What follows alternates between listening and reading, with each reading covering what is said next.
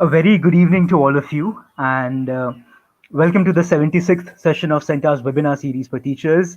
I hope you are keeping safe and staying strong. We almost always meet on Thursdays, but today is a special session. That's why we decided to schedule it on a Monday. The theme for today's session is building communication and employability skills in students. The facilitator for today's session is I've been using the word special a lot, but I think that's it. I should definitely be using it because he is a special person. He is Mr. Arka Pravo Banerjee. Mr. Arka Pravo Banerjee is a My Center community member, just like all of you who have joined us today this evening. He is a pioneering teacher who is currently serving in the capacity of an assistant master in English at NIGS Joypur in West Bengal. He is a published writer who loves cricket. He is also the regional topper for the East region in CENTA Teaching Professionals Olympiad in the 2019 edition of the TPO. He was the regional topper for the East region. He is a CENTA digital badge holder, and he's also a Reliance Foundation Teacher Awardee. He's also worked in the capacity of an assistant professor of English communication with Techno India Group, and was also formerly the Spock of NPTL, which comes under MHRD, Government of India. Thank you so much, sir. Thank you so much for taking out time from your schedule and Sure. doing the session with us. And we had multiple requests from teachers. We had requests to do a session on this theme, and we're so happy that you volunteered and to do this session for us. Thank you so much. And I would also like to share that Mr. Arka Pravo is a very, very ardent supporter of CENTA. He believes in our mission, and he has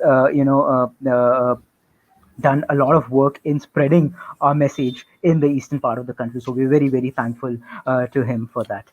Uh, Right. uh, just before you start, sir, a couple of logistical, Sure. housekeeping Sure. Sure. announcements that I Sure. always make. One is regarding the feedback form. It is super, super, super critical for all of. I can already see some 400 people are already live, and a few more will join in. But it's super critical for all of us who are here to fill in the feedback form for two reasons. One, it will help us to know how the session went, and also understand how we can improve.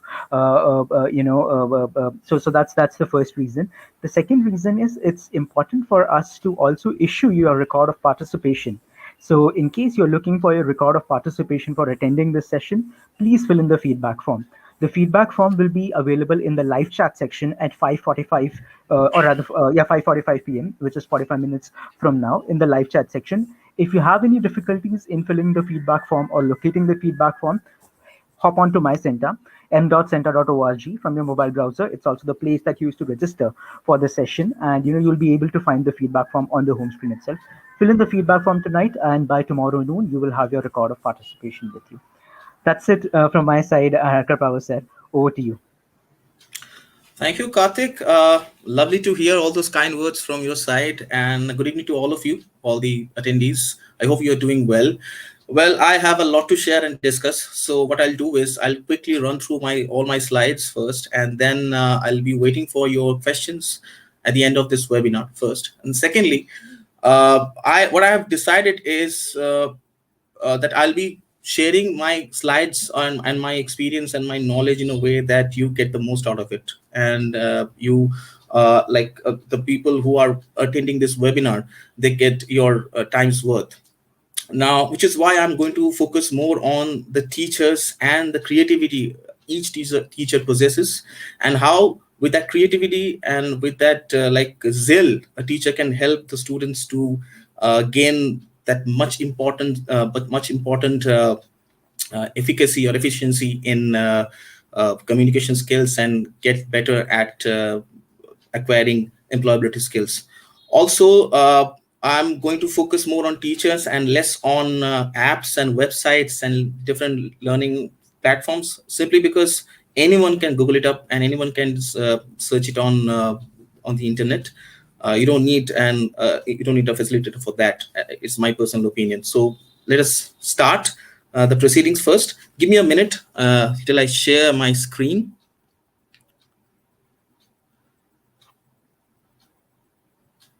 Right. Um,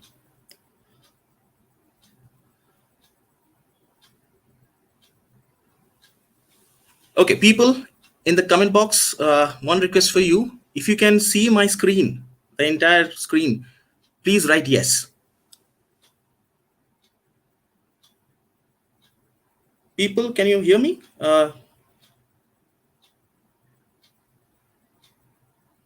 Okay, I'm getting a lot of yes now. Right. So, okay, now if you look closely at your screens, you can see why CENTA is unique, right? CENTA TPO is a unique international competition for teachers. Or I've said that, in my opinion, CENTA is the gold standard for teachers across India. Or the center teaching quotient, why it is a premium teaching job. It offers premium teaching jobs, and it gives a chance to self-reflect. Now, the common part in all these claims is because they are, first of all, they are very good at that, and secondly, they know the value of being unique, right? That's what we, the teachers, have to help the students imbibe, and this quality should be there in each and every student. We have to reassure them that they are already good enough, and likewise they can hone their skills, skills like communication skills, and also they can be better at get better at their employability skills as well. They can become more employable, so that in 5 or 6 years time, when they will be out on the job market, they can get a head start, or they can have that jump board to, in order to be ahead from the competition. So moving on, this is the next slide. Now, non-verbal communication should be the beginning, should be at the beginning, because I have devised this entire presentation in a way that we'll start with non-verbal communication first, then we'll touch upon verbal communication, then we'll end with employability skills. Now, experts believe that 70 to 93% of all communication is non-verbal. Some say it is 7, 38, 55. That is 7% verbal, 38% tone of voice, and the rest 55% is body language. So, irrespective of those numbers, I can tell you that non-verbal communication skills are very important. I'll tell you a story. Actually, it actually happened last year when I could still meet my students in person at the school. I was taking a class, and one of my students managed to get me angry without even saying a word. What he did was, he actually winked at one of his friends, and it actually managed to put me off. So that's how powerful non-verbal communication is. The students have to realize that. Moving on, what you speak and how. It's very important that the students understand that it's not the words always, but also the tone of voice, how they are speaking, how they are using their words. It's also important. Now, if the teachers ask the students to follow world leaders and speakers like excellent orators and speakers like Nelson Mandela, or say Martin Luther King, they knew how to use their words and how to persuade people around them. Also, the tone of voice is very important. Voice is a very important toolbox you have, which you can use to its good effect. Now, let me give you an example, or you can give this example to your students as well, like saying no repeatedly and saying no. There's a huge difference, like saying no, no, no, no, no, no, no, or saying no. The last one is more emphatic and more commanding. That's the power of voice. That's how you can play with your voice. And the third, and probably the most important part, is intent. More on that later. I have a separate slide basically dedicated for this particular intent part. But later on, we can discuss it on it in detail. But now, for now, what we can do is we can do one thing. The students, you have to ask the students whether they are sure about whether they want to continue a conversation or not, or why they want to start a conversation in the very first place. What's their intent? Like whether they want to hurt a person, or whether they want to convince a person. So they need to be very particular about and honest about what their intentions are. So that intent part is very important, and this is how we can start a conversation, or basically continue a conversation. Now, the unsaid. Definitely, we're talking about the activities which the students can do in the classroom, or otherwise in some other place. The teacher should be the guiding force here. Now, you can ask the students to follow theater artists, or renowned actors, or mime artists, or dancers. All of them emote a lot without saying much. Also, this is something which I use a lot, move, which stands for modulation of voice for everyone. Modulation of voice for everyone. So basically here I would give a student a particular sentence, and I would ask the student to say that sentence in different ways. Take for instance the sentence, I'm tired. We can say I'm tired, or we can say I am tired, or we can say I'm tired. So three different modes, different voice modulation. We can do that as well. We can ask the student to act their body as well, just to make sure they don't do some caricature. It is completely not advisable. They should not do caricature stuffs, but they can be asked to enact their bodies. That would give them some hands-on trial on how to use body language and gestures, postures, figures like that. Now, figured out gestures is something then that you, as a teacher, you'd ask your students to figure out gestures like a pat on the back, or maybe giving a thumbs up, or say giving a high five, or stuff like that, so that they can understand what these gestures mean. Now, with this, we come to an end of the nonverbal communication part. We could have gone on and on had we had some time at our disposal, but now we'll move on to the verbal communication part. But before that, we'll discuss something about the tense, because most of the students those who come to me, they have this one particular question, or one particular problem they face nowadays, or almost always, that they are pretty much tensed about tense. So let us try to figure out how to resolve that problem. We can use timelines, right? So what are timelines? So they're lines and drawings that provide a visual representation of different verb forms, showing when things happen or are happening in the present, past, or future. Okay. uh, how to draw them? The drawing is a horizontal and a vertical line. So you have to put past on your left and future on your right, and in that way you can actually draw timelines. Okay, for example, a cross is used to show a single complete action. I saw a good film last week. So I actually saw a good film last week, so that cross would be on that left side, on the past side.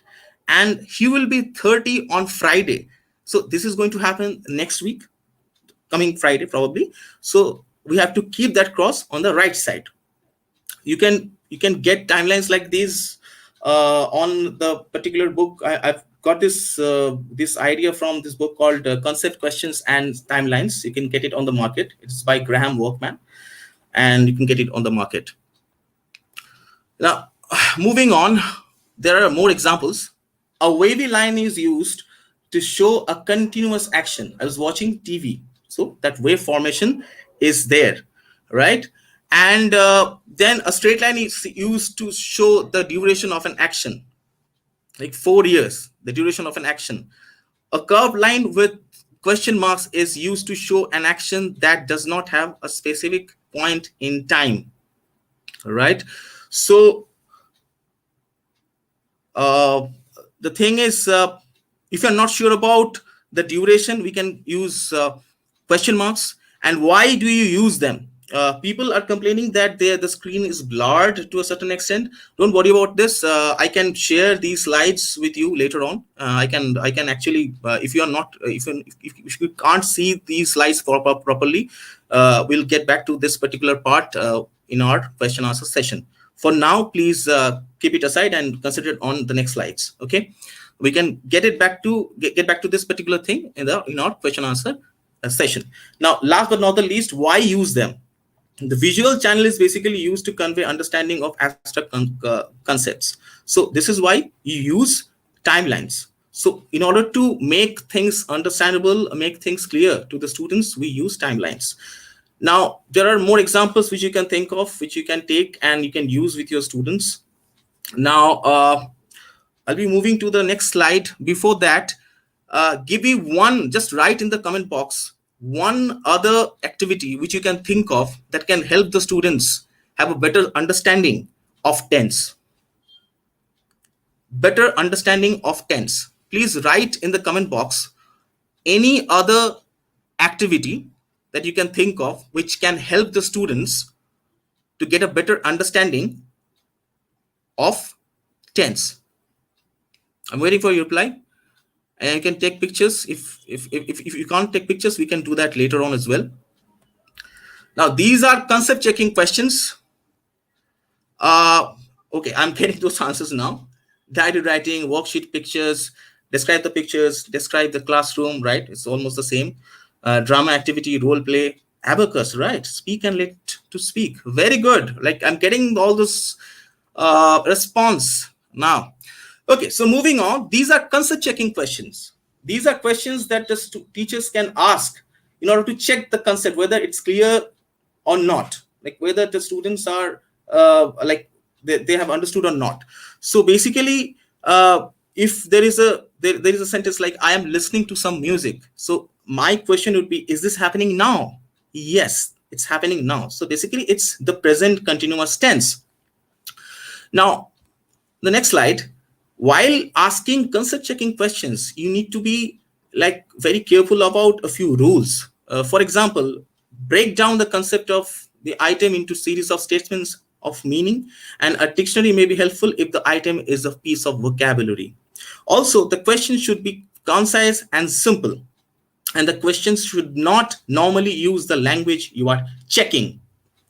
So these are the few rules. If you can take pictures, you can take it, or otherwise, definitely, again, I'm repeating the same thing. I'll get back to this part in the last 15 minutes during our question answer session. I'm sure you're not going to get this, but still, why do we use concept checking questions? Simply because there are two reasons why.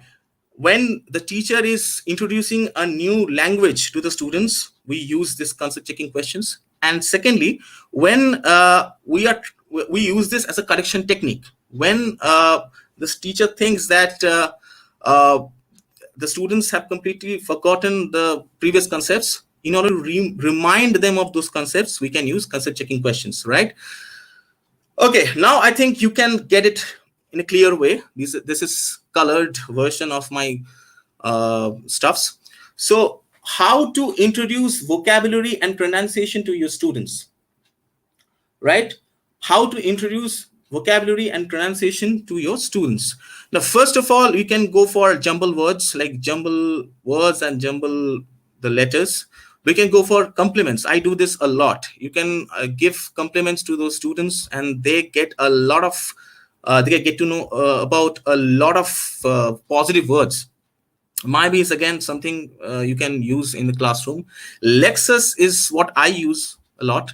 It stands for lexical us, where I would divide the students into different groups, but and I would ask each one of those groups, like one captain from one of those each of those groups, to come prepared from home with words from the dictionary, and the other students have to guess the meaning and the pronunciation and the usage of those words. So that is lexical us or lexus. Now verbal chair is something which is quite similar to musical chair, where the game continues until there is one final winner with the most number of synonyms, antonyms, and homonyms of a particular word. Now, these are the activities to give them practice on vocabulary. Now, as teachers, our duty is to make sure that more and more words grow from their passive vocabulary to active vocabulary. That's our duty as teachers. And because of that, let us talk about the pronunciation part now. Now, receptive skills, MFP, drill, and phonetic transcription. Receptive skills are very important. I tell this to all my students that until and unless you are exposed to quality content, until and unless you soak in a lot of quality content, you cannot produce quality stuffs.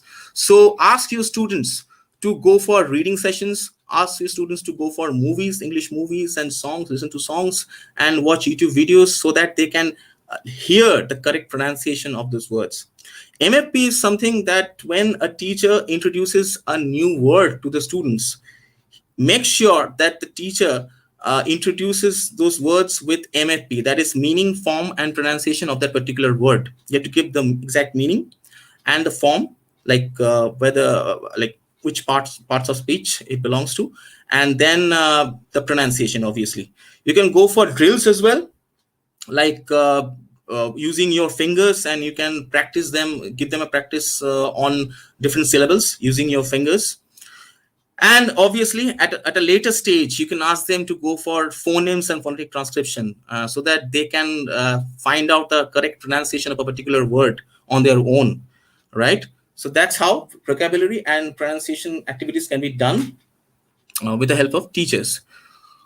Moving on, this is something which I published last year. 4 or 5 years back, I did a study on 75 engineering college students, and it continued for like 3.5 to 4 months. And the results got published last year in Journal of English Language Teaching in that September October 2020 like version, or like so edition rather. So this is a continuous process. The process starts from DND and ends with EOTO. That is DND stands for description, nostalgia, dreams. Description, nostalgia, dreams. Description part is where I would ask a student to describe something inside the classroom, right? That would give them enough practice on present tense.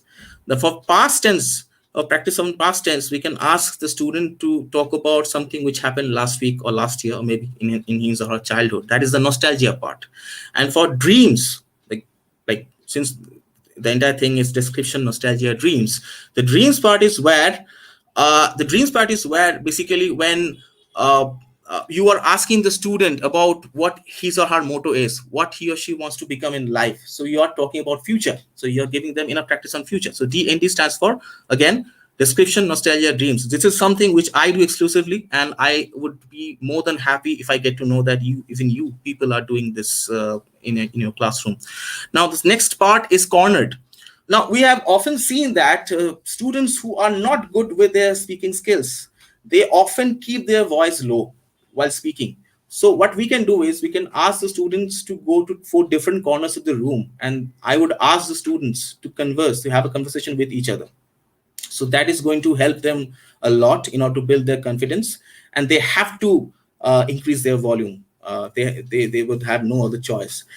The third part is divide and reward, where I would ask the students, and I would first divide the students into different groups, and then I would reward them with publicly announcing their names, or publicly announce the name of the students who have won a particular activity.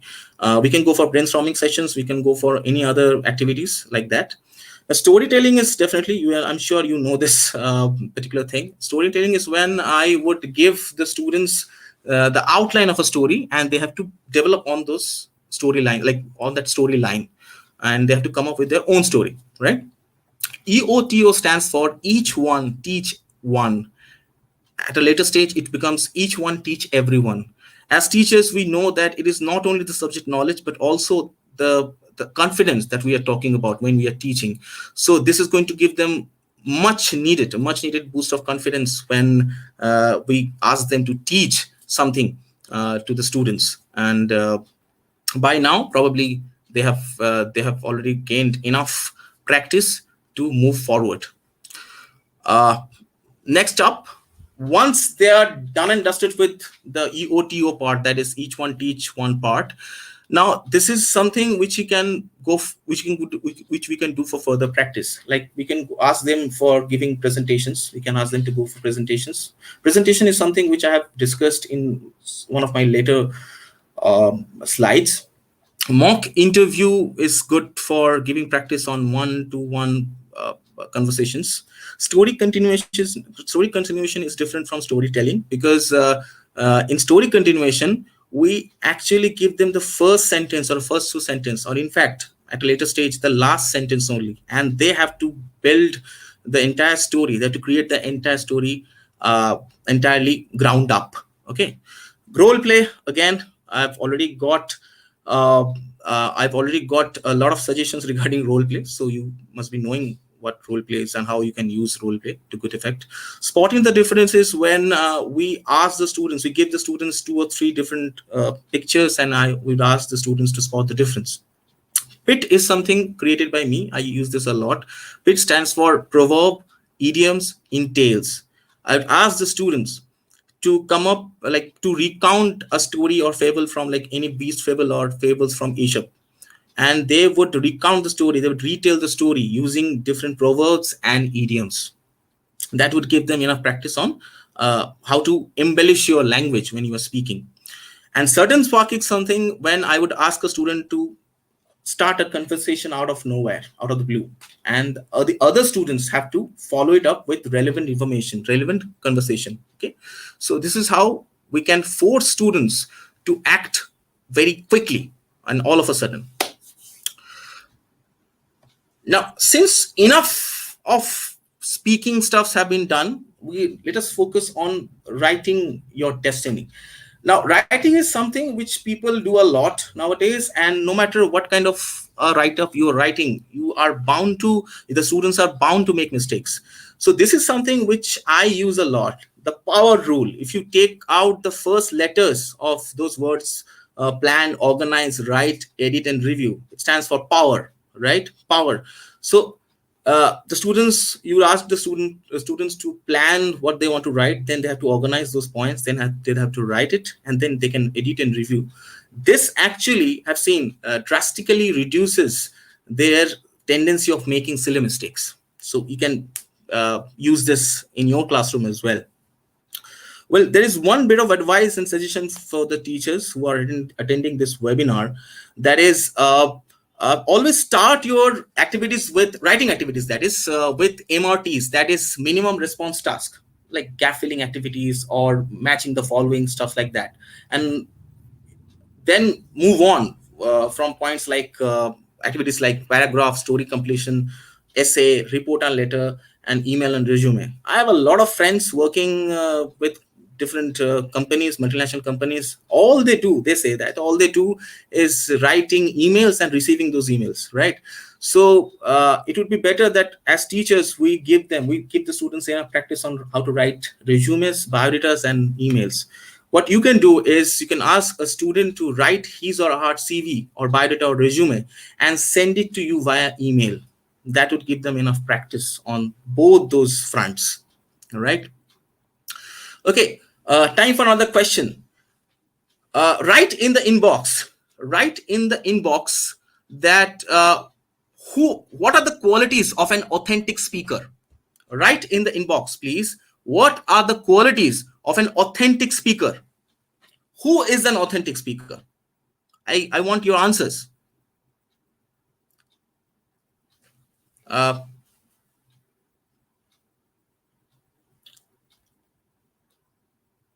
Good. I'm getting all those answers. Clarity, confidence, good language, originality, confidence, confident ones. A lot of confident stuffs, right? Expressing his ideas, good communication skills. Very good, very good. We'll soon find out. We'll soon find out what Harvard Business Review has to say about this. Okay. On the receiving end, it is not only needed to give them enough practice on productive skills, but also on the receptive skills as well. Since I am an IELTS consultant as well, I use this a lot. I would ask a student or students rather to listen to a recording only once, and then I would ask them questions from that recording. Hence, it is one shot. They get that only shot at that recording. This helps them to develop their uh, listening skill of listening for detail, right? Listening for minute details. Focus in chaos is when I would ask the students to actually create a fish market stuff. I would ask the students to do some chaos, and I would point one of the point at one of those students, and I'd ask him or her to find out specific information from what the other people are speaking, right? So he or she has to focus a lot, and he has to focus in chaos. That gives them enough practice on the sub skill set of listening for gist, right? Dictation is something which we have been doing a lot since ages, since we were children, right? Now, top 3, 5, read and teach, and counter strike. These are stuffs which I do a lot when I give the students enough practice, try to give enough practice on reading skills. Readers are those who are basically like all the leaders. Most of the leaders you would have listened or heard this, that leaders are readers. So we have to make our students better listeners and readers as well. So I would ask the students to go for the top 3 or 5 headlines of the day, and they have to recount those headlines and the entire they have to come up with the gist of that particular news article. Now, read and teach is going one notch above top 3, 5. I would ask the students to go for the top headlines and describe the news and teach what the implications are of that particular news to the students. Counter strike stands for counter narrative. Uh, in a world where there are so many stuffs which are tabloid related news, which are tabloids, new stuff is basically to a certain extent biased at times, and also they have their own narrative. So I would ask the students to come up with their own narratives. They can change that narrative. They have to come up with their own narratives. So this is going to give them some training on how to enhance their analytical skills as well. Analytical skills, right? So moving on, I've already mentioned that HBR, that is Harvard Business Review, has to say something about who an authentic speaker is.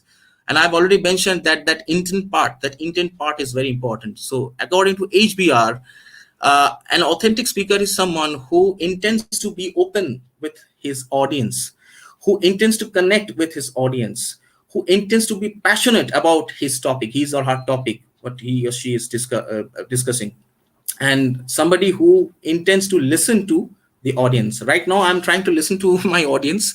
They have a lot to say, mostly good things.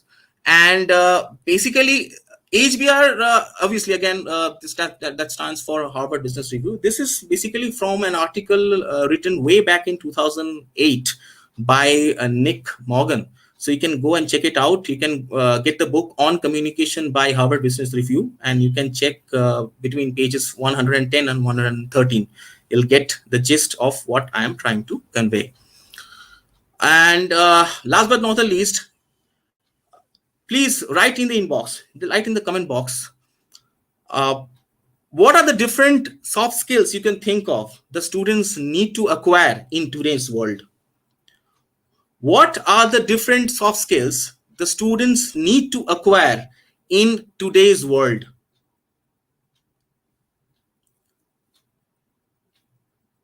What are the different soft skills students need to acquire in today's world, like in today's competitive world? Okay, again, I'm getting all the answers. Empathy, good flow, interpersonal skills, communication, reflective, socio-emotional learning, polite talking, leadership. Excellent, excellent, excellent. Mostly you are like on point. We'll soon find out. Now, how to ace presentation. I have mentioned that I would describe presentation and presentation skills later on. So basically, this is how I'm going to do it. Ask your student to know his audience. They have to know their audience, like their demography or who they are, like where they are coming from, and they have to organize their content accordingly. They have to be well versed with the technology as well. And according to Dale Carnegie, who has had a lot to say about how the natural laws of memorizing stuffs, impression, repetition, and association. I'll give you an example. Suppose the student who is preparing for a presentation he's facing some problem regarding memorizing the word, the name Morgan Stanley. As we know, Morgan Stanley is an investment bank. So how he can memorize stuff is he can think about the ODI and T20 captain of England cricket team, that is Owen Morgan. So he can take the Morgan part out of that name, and then again he can talk about Stan Lee, who is no more with us, the creator of Marvel characters. So he can take that Stanley part as well. So from Morgan to Stanley, he can remember that particular name now. So impression, repetition, association, this is the way to go, right? Ideation, exploration, persuasion. Now the student has to ideate, right? He has to have that idea what he or she wants to convey to the audience, and he can then explore the audience and explore the different possibilities as well. And it is his duty as a speaker, as a presenter, to transform his audience into a world which he believes in, right? Persuasion is basically the motto of any presentation whatsoever. Like what I am doing right now is I'm trying to pursue you people that I'm a good speaker as well. So don't worry. Now, always start with a bang. Ask your students to start with a bang when they are presenting what they are about to present. Telling stories, you can get books on market on how to tell stories, right? So people always love to know about themselves, they love to tell stories about themselves, they want to listen to different stories. And as Geet from Jab We Met with would have it, she would say मैं अपनी favorite हूँ, right? So we talk a lot about ourselves, we love to do that. So tell stories while you are presenting. Now, ask your students to speak less. Ask your students to speak less and express more. Brevity is the soul of wit, as said by William Shakespeare, right? The less you speak, the more you can express, right? Economy of words is the way to go. The student should repeat and repeat what he or she wants to, what point he or she wants to make, like uh, hitting the nail with a hammer again and again, drive home the fact that what he wants to convey. He should summarize, the student should summarize what are the points he has already made, and you should summarize the takeaways from that session as well. This is what I had to talk about regarding acing a presentation. uh, Try that with your students. Now we are in the new normal. I get a lot of questions like this, like that, sir, we are stuck at home, and but the students are getting bored when we do live sessions, live teaching sessions. They always turn their cameras off or speakers off. We don't know what to do.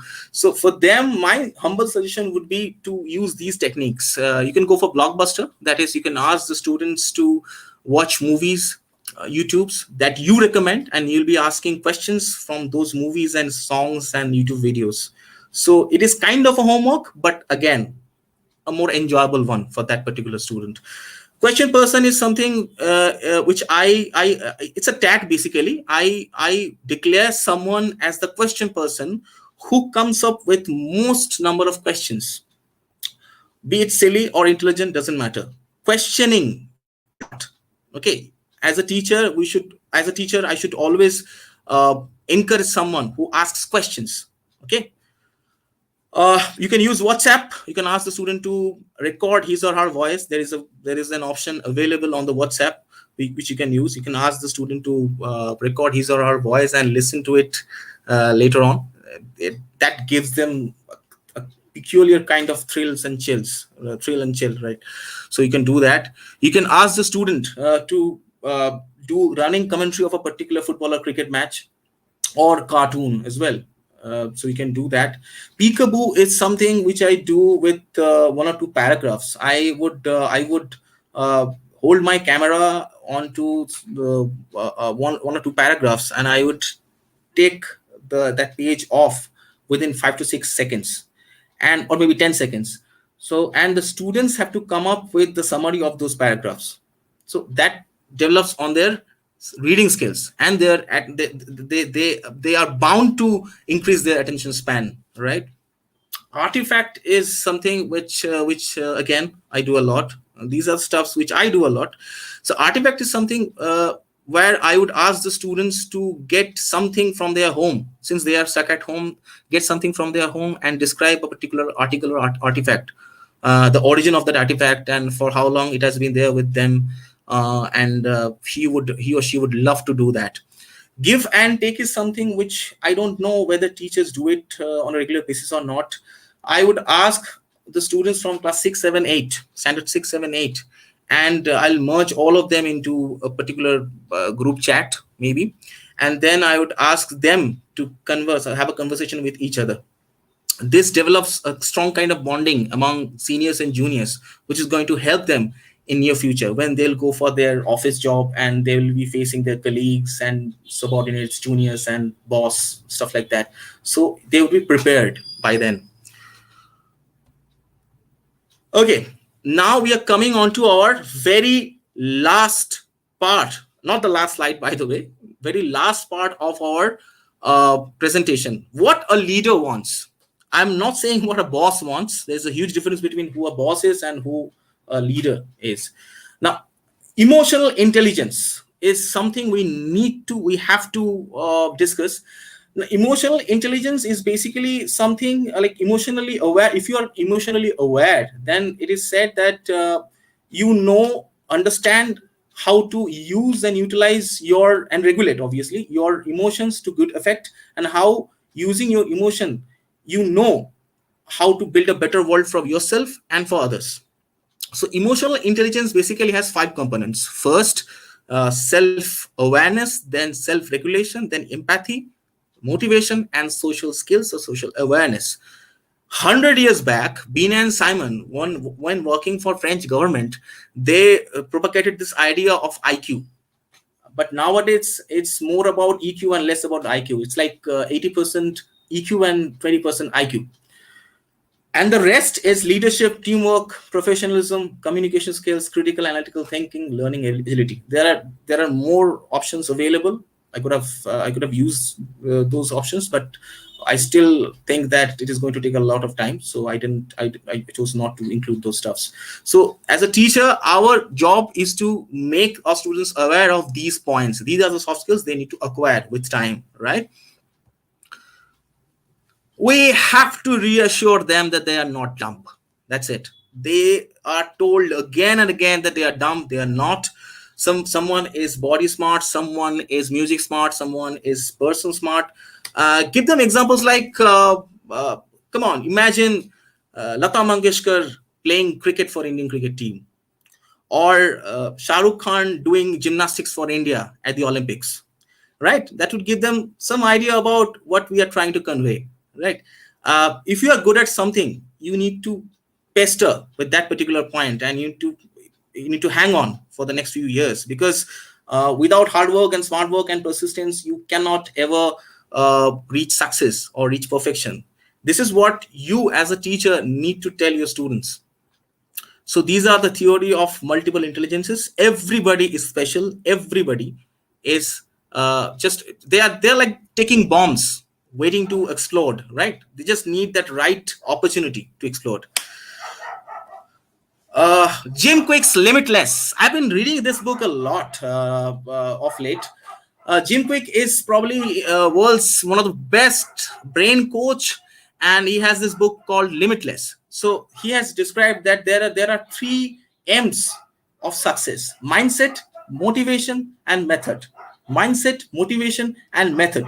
So basically, here Jim Quick is basically echoing what Simon Sinek, another inspirational motivator and inspirational speaker, has to say about success.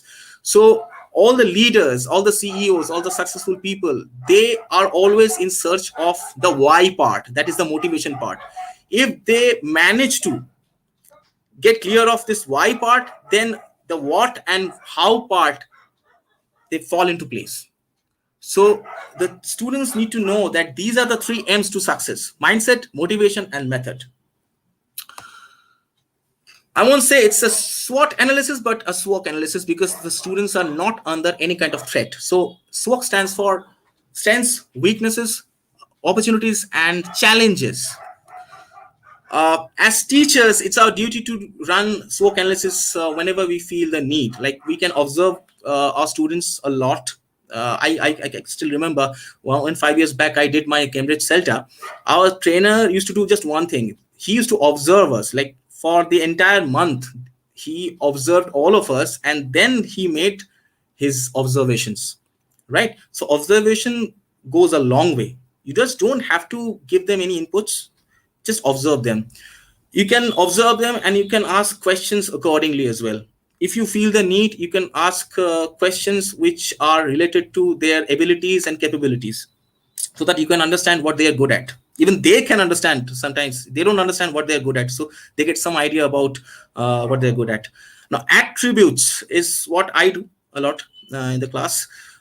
You'd ask the student to write good stuffs about him or himself on the board. Only good stuffs, not the bad stuffs.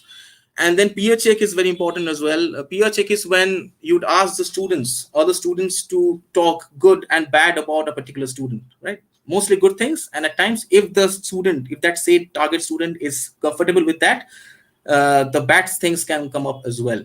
The students need to understand what their strengths and weaknesses are. As teachers, we need to hone those skills, right? So we need to understand what their skills are and what their weaknesses are as well. From no system, you can take out the parents. Whether you are doing online classes or offline classes, always try to manage, like arrange parent teachers meeting once in a while, so that the students, we can understand about the students in detail, because the students are at home for the entire day almost. So the students have a better knowledge of the strengths and weaknesses of a student, right? Well, how can the student be hired? Yeah, you is basically the student. So how can they be hired? Now we can train them on these stuffs. We can encourage the students to go for paid or unpaid internships. That helps a lot. Then we can ask them to write blogs, go for Twitters. Only 140 words are allowed there. So ask them to write different blogs. Ask them to open and maintain LinkedIn accounts and go for different connections. Your network is your net worth. That the student has to understand. Your network is your net worth nowadays. SMART stands for sell me any random thing. Sell me any random thing, right? So you can ask the student for that age-old thing, like sell me anything. That's famous scene from the Wolf of Wall Street. So you can go for that. You can go for group projects that helps to enhance their team building skills and leadership skills as well. Go for certifications. Ask them to go for different. They should be encouraged to go for certifications, and they should be encouraged to learn new languages, whether data oriented languages or hardcore languages, doesn't really matter. They should go for certifications, because it is all about getting that head start, getting that edge over others.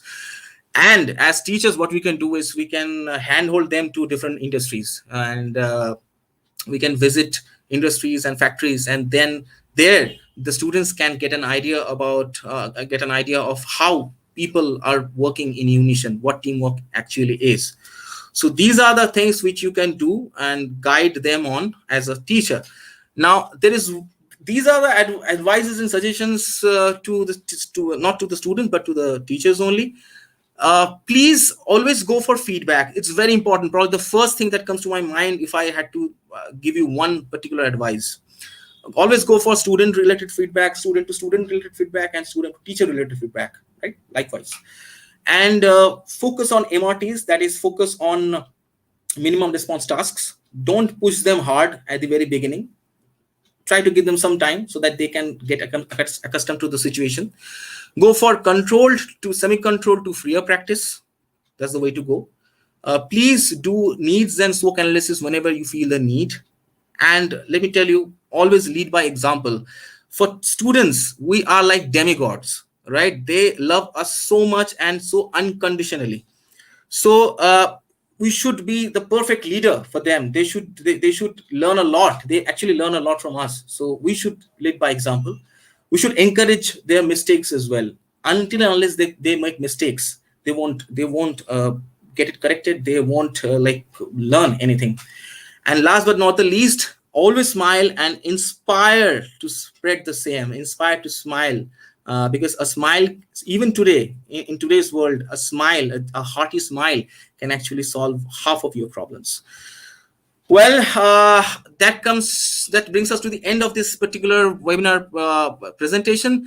You can get in touch with me. orcoiles@gmail.com is my mail ID. I've been helping different schools and colleges and different platforms for the past 4 5 years now, and I've helped different colleges and students and teachers on different stuffs. And I've worked as the resource person as well. Like I right now I'm using as a facilitator. I've been used as a facilitator for CENTA. So these are the few readings which I'm recommending, which I can recommend to you. You can go and check these books, these books on the market. TED Talks, English and Soft Skills, How to Develop Self Confidence, How to Teach Speaking, the Dictionary of Body Language, right? Uh, Thank you so much. Thank you for being patient. And I know there was some problem regarding the clarity of the screen. I'm extremely sorry for that. I am ready to take your questions. Over to you, Karthik.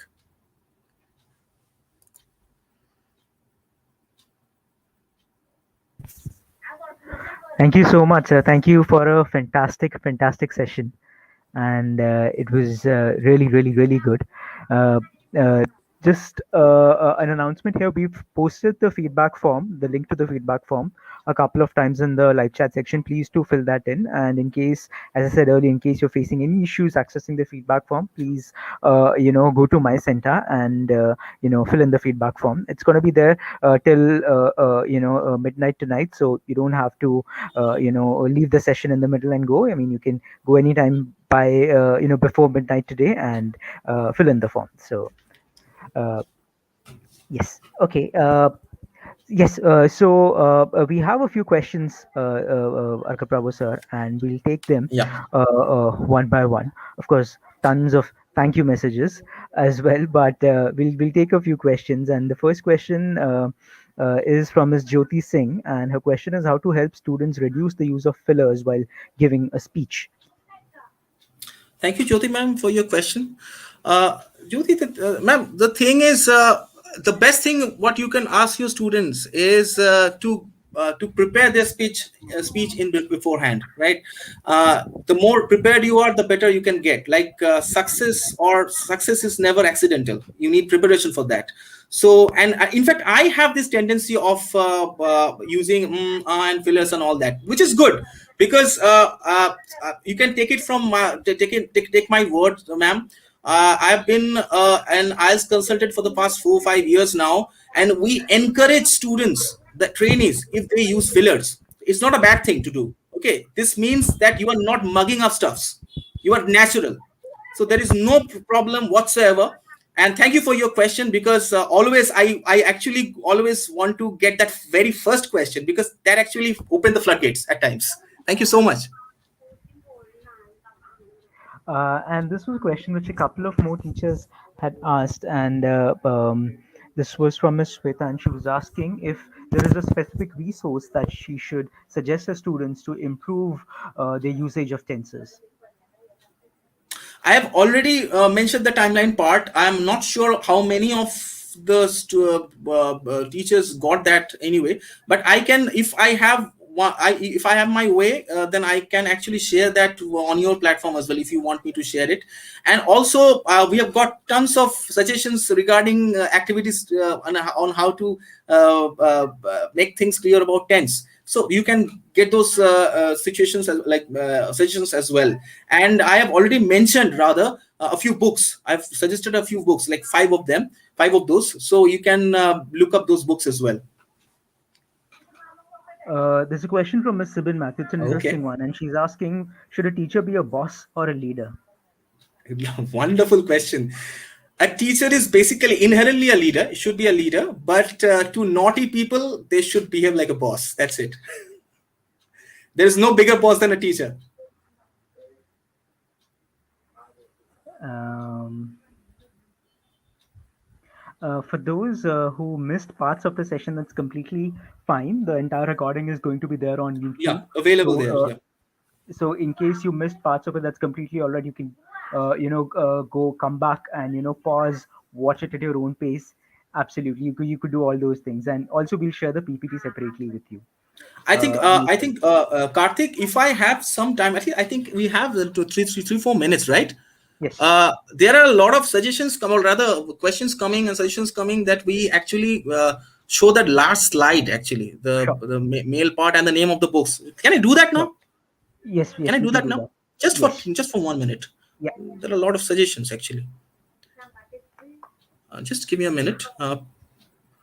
Please stand by, teachers. Mets, please stand by. I'm going to share my screen now. Okay, coming on to the very last slide that you want me to share. This is the slide I think you want. Please write those names or take pictures, take snapshots, take snapshots of this. I have my YouTube channel as well. I'm available on LinkedIn as well, so you can get in touch with me on LinkedIn. And the books are TED Talks, English and Soft Skills, How to Develop Self Confidence Public Speaking, How to Teach Speaking, and the Dictionary of Body Language. These are the books. Uh, I think this is the best I could do for you, I guess, because we have to wrap up the session as well, because it's almost time, I guess, for Karthik. So sure. There's just one more question, and it's an interesting one. I'll yeah, probably please. just take that. It's from Mr. Sure, sure, Jagmohan sure. Singh, and Mr. Jagmohan Singh is asking, what should be given more importance according to you? Should it be the fluency or should it be pronunciation in communication? I think none of those. First and foremost, you should work on your accuracy. Then, if you are accurate with your sentences, then go for fluency, I guess. Because see, we are Indians. We are notorious for mispronouncing words, right? So if we can't help that, first we need to fix our fluency first, and then, because we can't go like, okay, I am going there, you just wait there, and this is going to take ages. So work on your fluency first, and if at all you are comfortable with stuffs like other criteria, then you can work on your pronunciation, because we have this Indian accent which we can't help, right? So work on your fluency first. Sure. Uh, And thank you. thank you for your question, Jagmohan sir. Uh, thank you, Ratnadeep sir. Thank you so much. And I mean, it's all that this is from the feedback that we receive from you. This is from the inputs that we receive from you. So all of you have my email address. So in case you feel that we should be doing a session on a specific theme, please do feel free to write to me. I'll respond and we'll definitely try and arrange the session.